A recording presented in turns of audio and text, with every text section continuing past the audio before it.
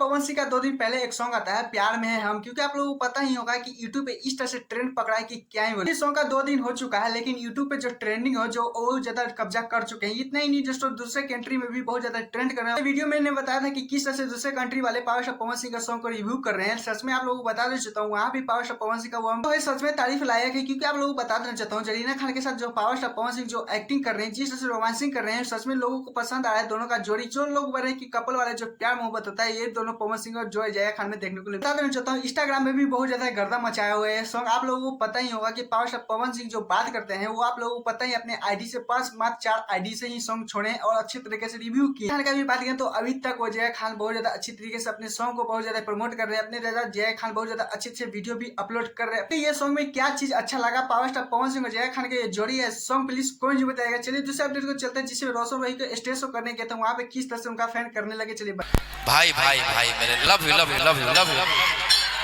Love you भैया भैया ठीक ठीक।